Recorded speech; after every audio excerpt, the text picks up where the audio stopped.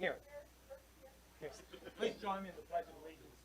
I pledge allegiance to the flag of the United States of America and to the republic for which it stands, one nation, under God, indivisible, with liberty and justice for all. Okay. Has anybody signed in for public comment? Mary? Okay. Why don't you please take your podium there, or the microphone. Podium. Yes, yeah. We forgot to move it today. Brad, no, I didn't get it in time to get on the agenda, but this is Brad Fluger. He's a new officer from Pennsylvania. He just got in, so his actual start date will be tomorrow morning. He has over 16 years experience, so that's a breath of fresh air for us right now. So I just wanted to introduce him to you because you will be seeing him. So Good, good. Well, I had the privilege to meet Brad already. I think he's going to be a tremendous and fine asset to our municipal in the area of law enforcement. So congratulations to you and your family, and I hope that you enjoy living in Goodland, Kansas. Commissioner Brombach, Commissioner Thompson, Commissioner J.J. Howard, Gary Ferris, and of course you've met one of your bosses, Alan Lanning. So we welcome you to the community. Thank you all very much. Thank you for having me. Absolutely. Yes, Welcome. Thank you. Nice to meet you all.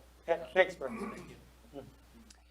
Okay, at this time, I think we've got enough people here. I'm going to make a motion to recess into executive session under the authority of KSA 7543B19B1 for matters relating to non-personnel of non-elected personnel. I would want for a period of 12 minutes. The time is 5:02. Mary, you get us 1 minute before it's time so we can be back here on time. And I want commissioners and Alan, can we meet in your office, please? That way we don't have to move this person. Oh, sure. Second. I make a motion. Do I have a second? Second. Second. All those in favor? Aye. Aye.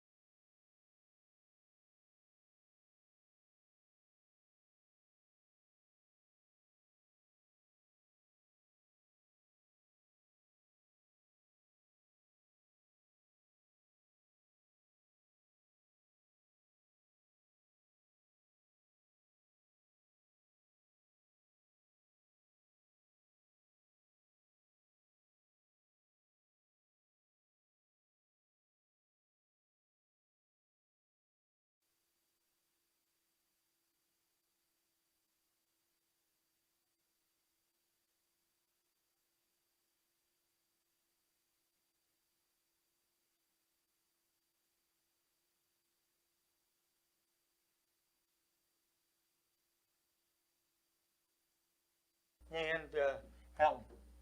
Second. Do I have a second? All those in favor? Say aye. For 10 minutes, right? No, I will.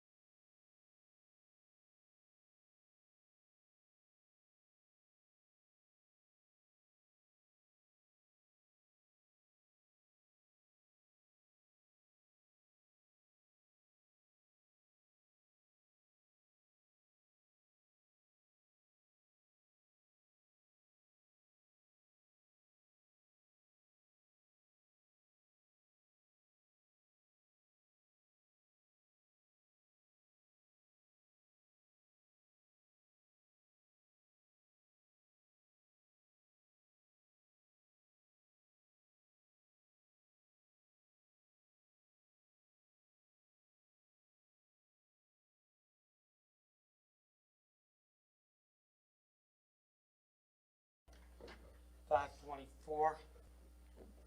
Under the authority of Kansas State Statute 75-4319B2, I will make a motion to recess into executive session, all 5 commissioners and our attorney, Jake Ling, for a period of 15 minutes. The time, I have a motion on the floor. Second. I have a second. All those in favor say aye. Aye. Okay, the time is 5:25. Let me have a minute. We'll go down to, the same. Let's go.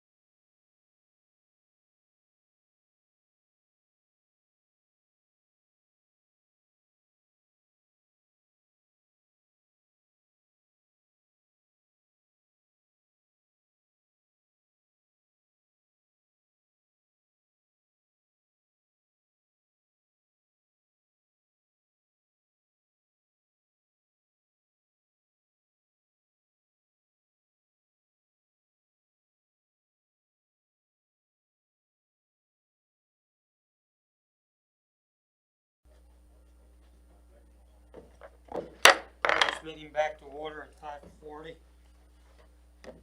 Under the authority of KSA 75-4319B1, I make a motion that we recess into executive session for matters relating to non-elected personnel. I would like only the commission on there. I have a motion on the floor. To have a second? 15 minutes. Have a motion? I'll second. Have a second? All those in favor? Aye. Okay. I think you're fine, Jake. Yeah, thank you.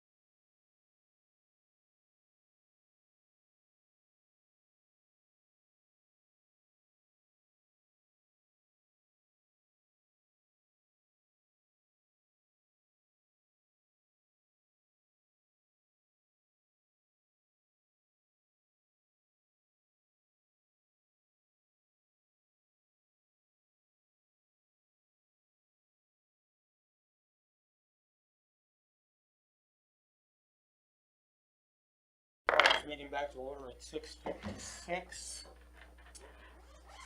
Okay. We're going back into our regular meeting.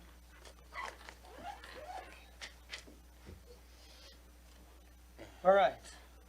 We're back in motion here. Gonna move to, anybody has anything to say? Yes, I have the floor Yes, for a moment, Mr. Mayor. sure. Just have something to say here. As elected officials of the city of Goodland, it is our responsibility to hold ourselves to a high standard of moral integrity. We must make decisions that we feel is in the best interest of the city while following or adapting the framework of the municipal code to meet that need. We must also portray ourselves as leaders and advocates of the community. We must take into consideration how our behavior at all times will reflect on the community that we represent. We must also hold the city manager to the same level of integrity. The position of city manager is ultimately the face of our community, our representative to the surrounding communities and entities, and the head of the city employees.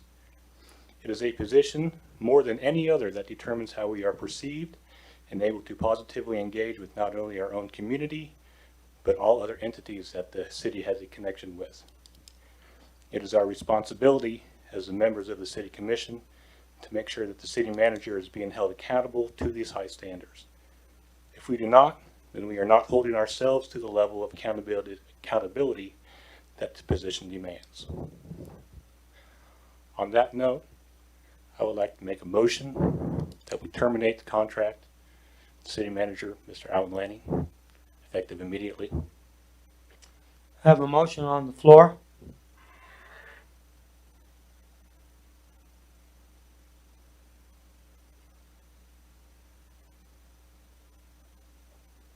Motion going once. Motion going twice. Motion going 3 times. The motion fails for lack of a second. Okay, we move on to, Can I say something? yes, absolutely. I just want people to know I didn't vote for the motion because of the leadership of our legal counsel told us to wait. And under that advisement, that's why I didn't second the motion.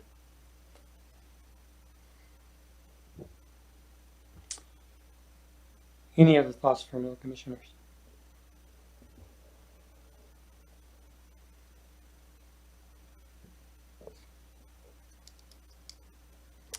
Okay, we move on to item number 3, consent agenda, items A through H. Item A, 12/7/20 commission meeting minutes. Item B, appropriation ordinance 2020-24, 2020-24A, 2020-P24.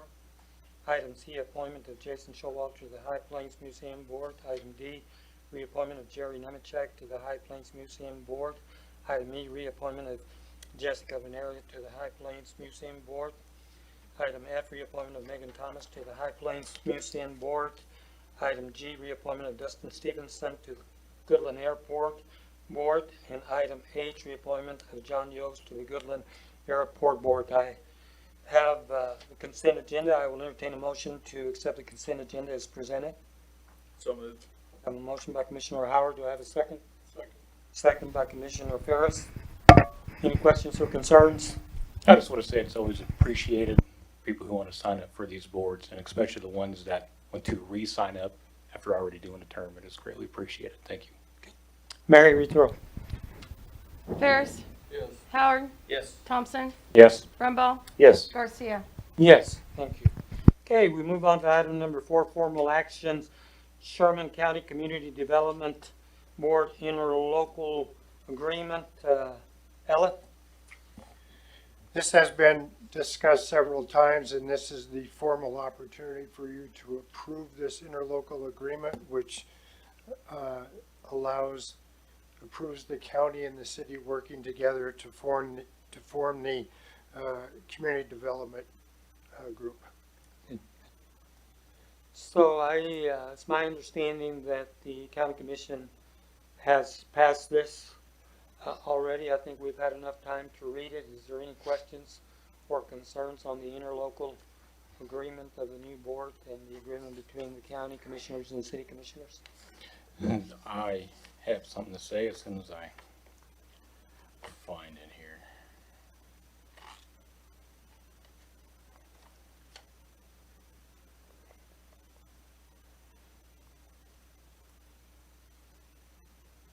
Should have been more prepared. Okay, under the termination section, it does have an auto renewal line in there. I know we have repeatedly said that we're not a big fan of things that auto renew. It does say that unless notice of termination by one of the public agencies is provided on or before June 1st of each year, then the agreement shall automatically renew on a year-to-year basis. Do we want to leave that in there? Well, so here's what happens under that particular provision SAW, is that the agreement will be actually terminated if the county decides not to support it financially, or the city decides not to finance the numbers. It automatically terminates. So the automatic renewal on there that's the way the county attorney put it in. But if you read up in the beginning, it says the term of the agreement shall be for a period of 1 year commencing on January 1st. The public agencies agree that the termination of this agreement by any party prior to December 31st would adversely impact the promotion of economic development in the city of Goodland. Unless notice of termination of one of the public agencies provided in or before June of each year, then this agreement shall automatically, just be terminated. So if they don't get the money from the city, so that's why it goes on a year-to-year basis. I kind of looked at it that too, and I kind of wondered, but they said, at the end of the day, the city and the county hold the power by just saying, hey, we're not going to fund this board, and so it's terminated.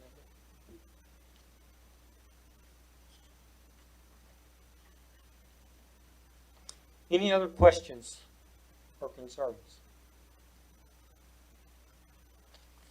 If not, I will entertain a motion to accept the interlocal agreement between the county and the city. So moved. Have a motion on the floor by Commissioner Brombaugh. Do I have a second? Second by Commissioner Ferris. Any questions or concerns? Mary, read the roll. Brumbaugh, Yes. Thompson, Yes. Howard, Yes. Ferris, Garcia. Yes. Thank you. Okay, so we move on to item 5, discussion items A, utility rates. Alan? It was brought to my attention that previous conversations had been held regarding changing the ordinance to describe nonprofits as, what did I say, large business ventures for the utility rate that's part of that category. If you look at, I think I attached ordinance 1671. In 1670, I'm not seeing it.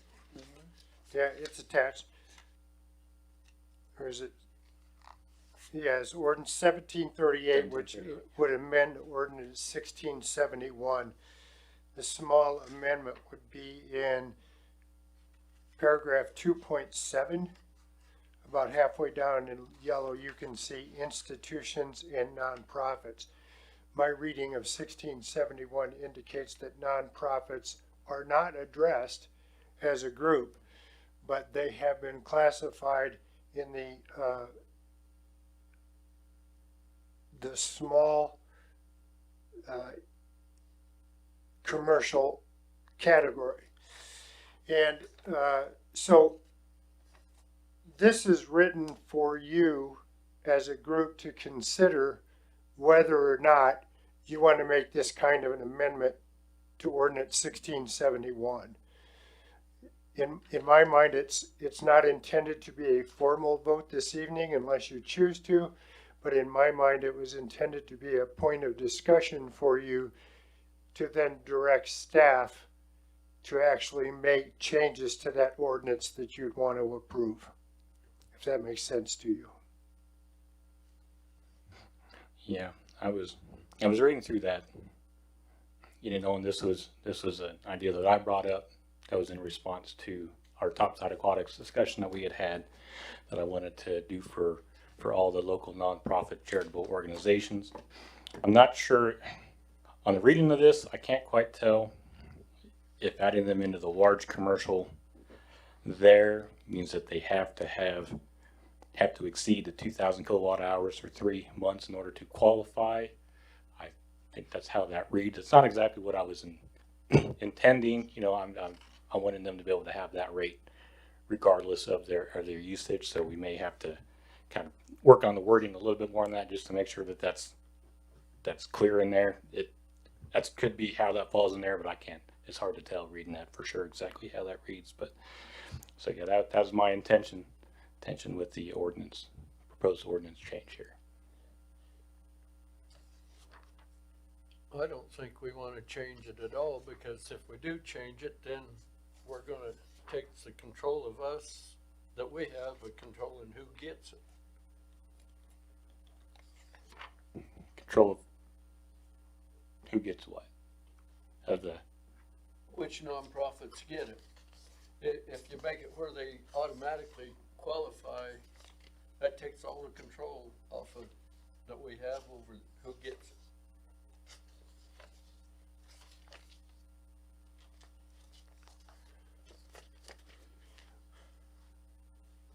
I'm right on that, right? Well, That's a discussion that the billing clerk has to do, is how do you determine what is a nonprofit? Are they supposed to show you your 501c3? Yeah. I mean, you could run into some problems Yeah. there. I agree, and that was something else that we need to determine is if we need to, have something in there where annually they have to provide their certificate or whatever it is that you get when you're a nonprofit.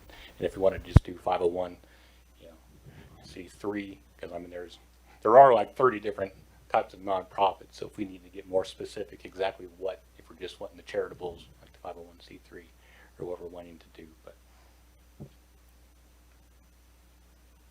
yeah, I think if you were going to be serious about moving forward with something like this, it would take a bit of examination to find out who the nonprofits are, what kind of activity they conduct, and what their power usage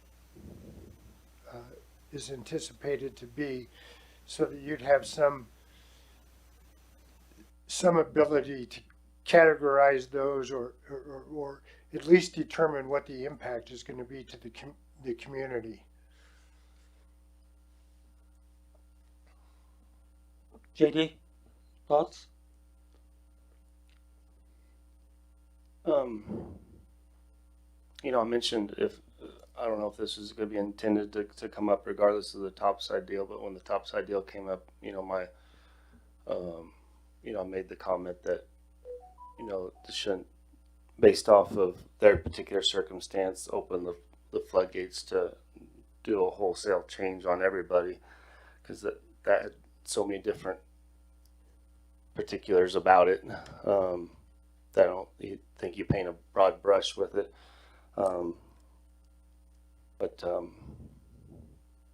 Yeah, I'd have to see take a lot of work and see the impact it would have on, in the strain on trying to figure out that every year for the employees and who's the nonprofit, and the financial impact that would have going across the board. The intention with Topside, it was a startup. They don't have 0 employees. They aren't getting currently funded by the city. They're 100% volunteer.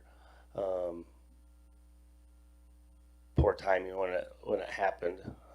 It's just you name it, and it had issues.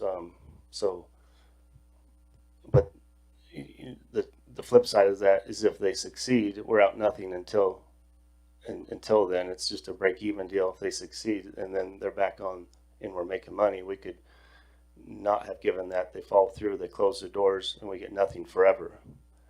So I'm all in favor of doing whatever we can for startups to get them going, and like we do for any incentive program for even businesses that on the interstate or whatever, or nonprofits like we did at Topside. But I think we have to tread very carefully on, making a blanket change. I just like more information and see the broad impact of that and how it plays out. JJ? Well, I'm kind of in agreement with JD and Gary that I think we need to probably have control of that and do it for, as it comes along, what's needed.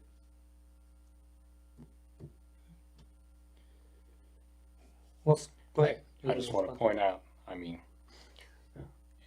using that thought process, we're walking a fine line when the board is regularly choosing who gets what kind of incentives and who doesn't get what kind of incentives.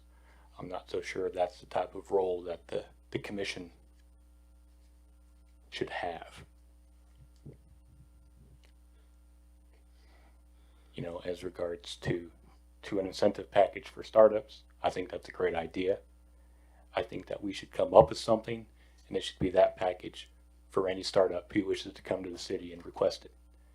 As far as going on an individual basis, what we determine is best for each individual business, I do not think that is an okay thing for the commission to do. So here's where I'm at in the matter. I've done, some serious thinking and processing from both respects. And, I would have to, initially, I can make a note when these changes took place. I was on the commission and I voted no against it. There were several hits that our constituents took from the utility, rate increase. However, that is not reflective on the discussion that we're having tonight. But to go in and to addendamize or to add to a ordinance that's already structured, that's already meeting the needs of our individual. We know what our residence rates are. We know what small commercial, we know what large commercial is. We know what we charge for our meters. We know, what our legalities are as far as what we can do, go in and read meters and charge, what the customer needs to be charged if it's on their side of things. But the thing that concerns me the most is this, is that, and I've given it some thought, and I concur with Jay and Commissioner Ferris and Bromba, but I think that we need to give clear direction. I don't think by opening up and changing this and opening it up to all nonprofit organizations, it's going to take a big financial hit on the city, number one. Number two, I am more than willing to supplement and visit on a case-by-case basis any organization such as the Topside Aquatic, who was self-funded organization, who raised the money privately and then had a large contributor by the Dane Hansen organization erect the situation and bring it to fruition. Now, no staff member on that particular organization gets financially compensated. All programs are totally driven by volunteer help. Fourthly is that they bring people into this community by virtue of the therapeutic processes that they bring. And it's unfortunate, as JD has alluded to, the fact that, they didn't get a fair chance to get this program off the bat at all. So they had some major restrictions. We've made some concessions, but one of the things that I allude to and continues to concern me, that if the Dane Hansen organization contributes hundreds and hundreds of thousands of dollars to our communities, if we don't get behind an organization that they have kind of shouldered, then what it would be to say that they would consider any future ventures that the municipality of Goodland, would ask for a financial contribution on their behalf. My take on this is, you bring me a nonprofit organization that meets the same criteria that we did for Topside Aquatics, you will have my support. But you can't compare apples to apples because a lot of nonprofit organizations, you know, are funded and they have staffs that are being paid.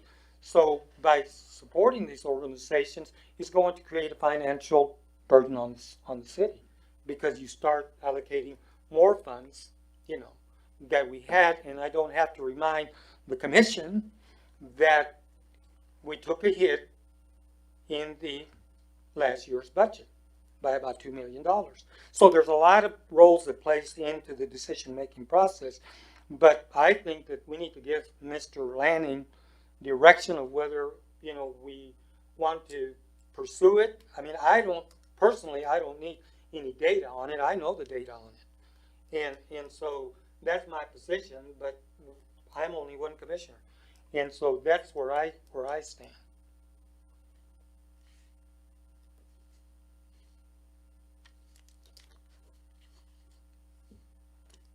So I guess the question is that what's the consensus of the commission? Should he look further into this or should he not? I don't think we need to mess with it.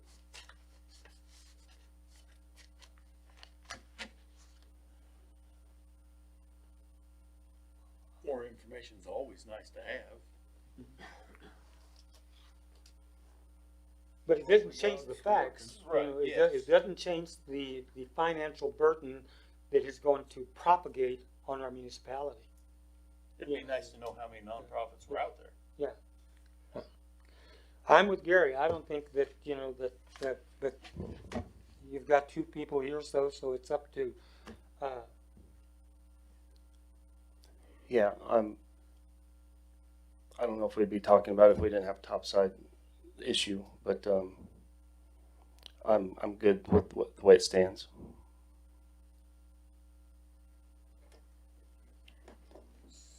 any other comments? This is just only a discussion. So just to make it perfectly clear, there's been collaboration from every commissioner on the decision of the ordinance that has been brought up for discussion. And I think that you have JJ enforced, but I think you have three commissioners that are saying that I don't think. What's your feeling? Do you want to say any closing remarks? But I think we're giving you clear direction. Right, I mean, I just, it would be nice to know how many nonprofits they are in Goodland and what they all are. To that fact, that would be about it. I mean, I can figure that out outside of the context of the Yeah. ordinance change. Okay, At least try to get you some data on that. okay, all right. Any other thoughts? We move on to item B under your discussion items. Item B, cemetery cameras. Alan? We talked with Josh and Joni, and I think Josh is recommending that moving a couple of the existing cameras to a better location,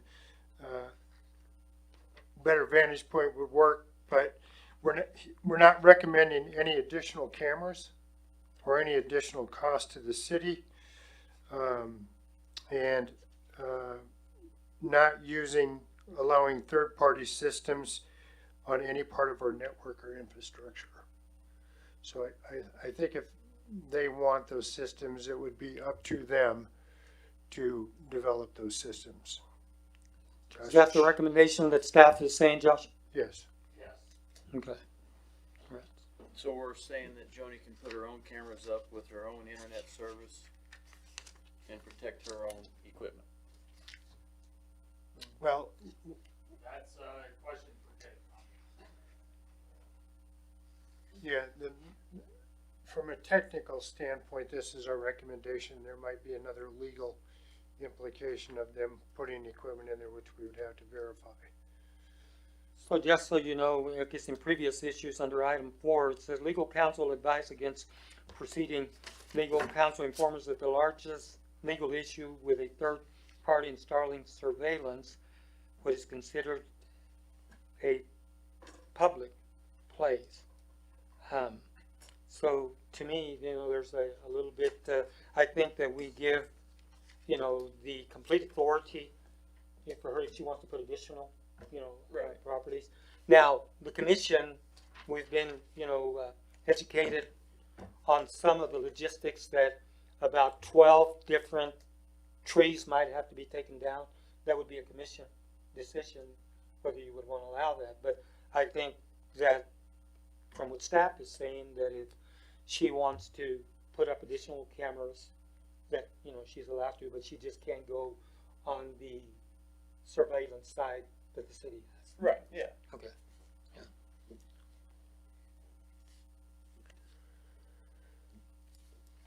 Any questions? So, just to clarify, we're saying that we're gonna say it's okay for citizens to put up camera systems on city properties. On this particular issue, you know, She is a contractor for us. but I mean, any legal entity, I mean, I can put up cameras on my place of business if I choose to. I mean, you know, we can't interfere with anybody that wants to put security cameras, in their private. Now, that's Yeah. the city's department. So, are you saying that you wouldn't want to allow her to put city cameras there? I mean, I don't know that it's the best decision. No, I'm not particularly a fan of it. If we need to readjust some of our cameras to better position, then that's one thing. I mean, I do agree it is very unfortunate what happened to her equipment. But that's an unfortunate thing that's happened to a lot of people in a lot of places right now. And I don't know that a different surveillance system would have made a difference. I mean, they were caught on the surveillance system. They just weren't caught in a particular way where we can get an exact, I mean, as far as I know, obviously because we haven't, no arrests have been made as far as I know, but there is difficulty identifying who it is, but that's generally the case with most surveillance systems. So it's not like we don't have surveillance there. And then it doesn't give me a good feeling allowing citizens put up cameras on city property. I think what we're thinking is, and this may help, is we're understanding from this conversation that we are not willing to install cameras and make concessions to be involved in our network in terms of surveillance of the cemetery. However, we're willing to reposition any cameras that give us a better vantage point. But at this point, we're also willing to look at a proposal from a contractor that helps protect our property better. We're just not going to allow them to hook onto our system or provide them with equipment, but we'll look at proposals from them, and if those meet appropriate safeguards in our mind and those kinds of things, then we would consider those. But as far as our participation in our server, we're recommending no. I think it's something we need to ask Jake about too. Yeah. Well, she's got cameras there now, does she? Yes. So I'm going to ask this question to staff. Josh, so outside of that isolated area, which will be the shop where she keeps her equipment, right? You've got pretty good vigilance on what goes around in the rest of the cemetery? Well, I'm talking about, I mean, you've got cameras in right where the isorarium is and where the chapel is. You've got pretty clear cameras there, right? For the most part, yes. Again, the biggest issue with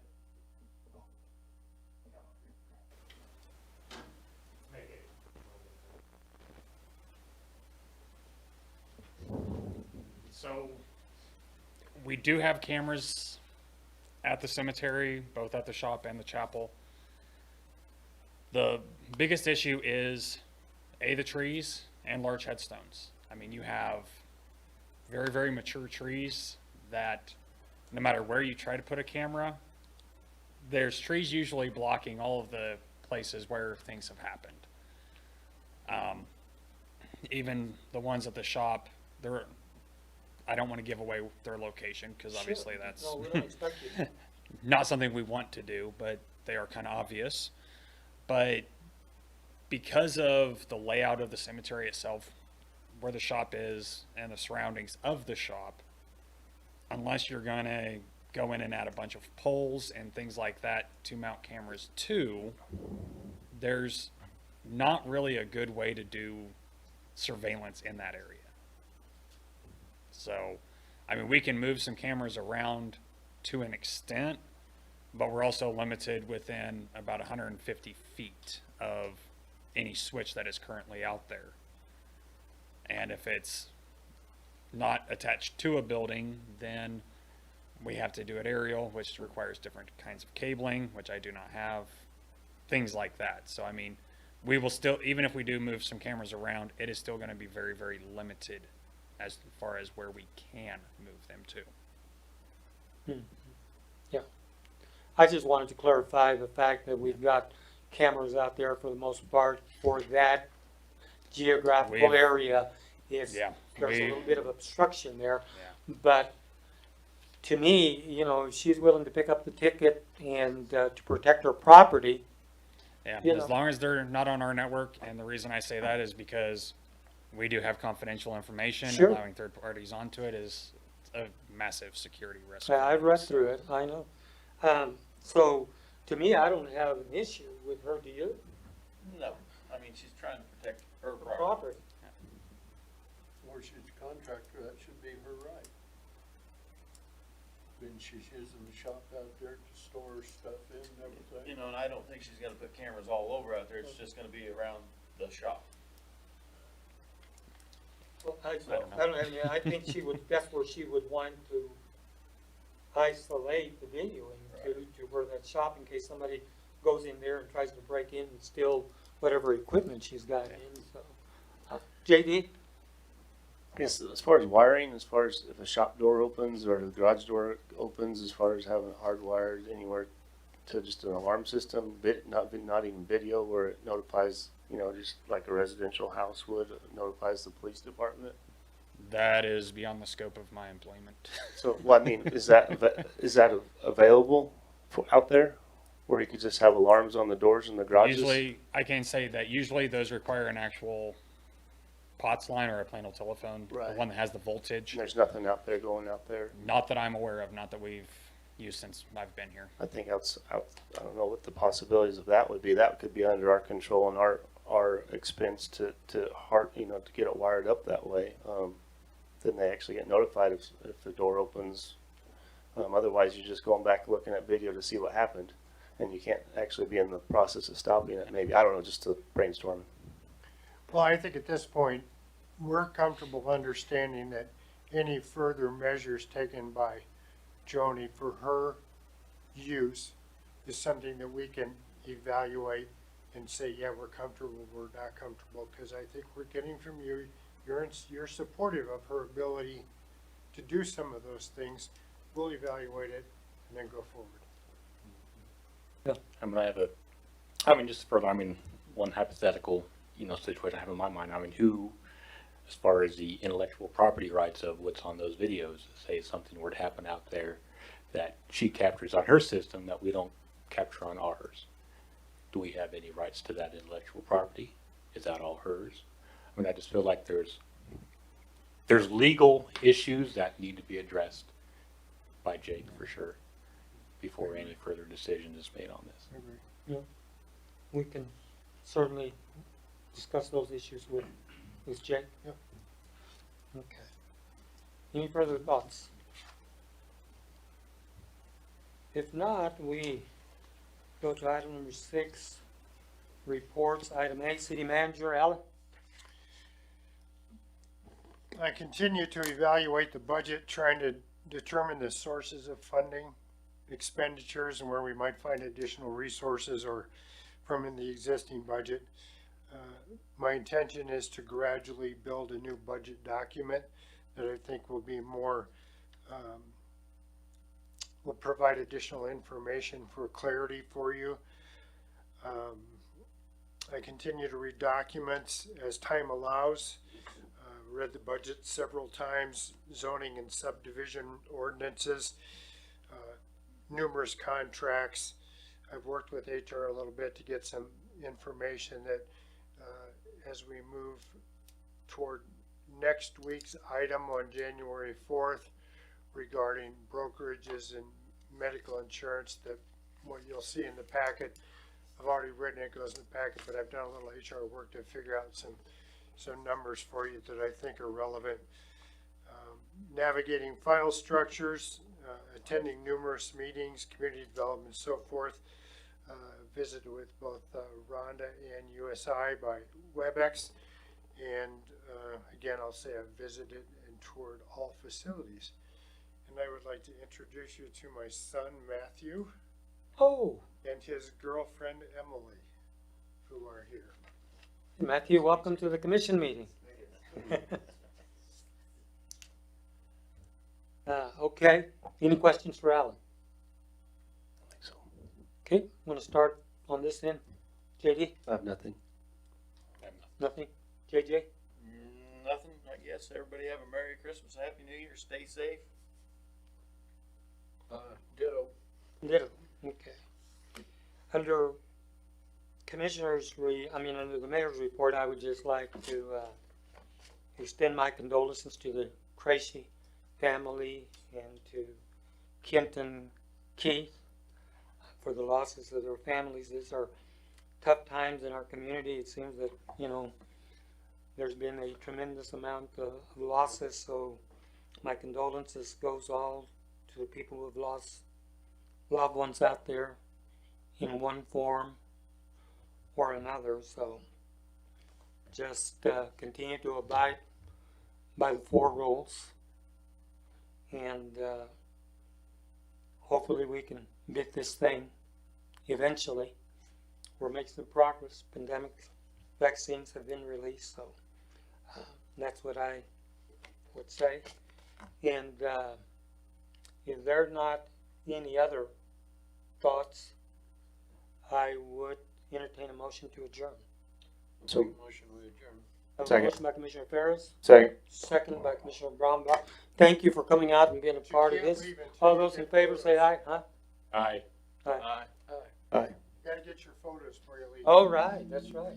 So let's do that. Who's gonna say?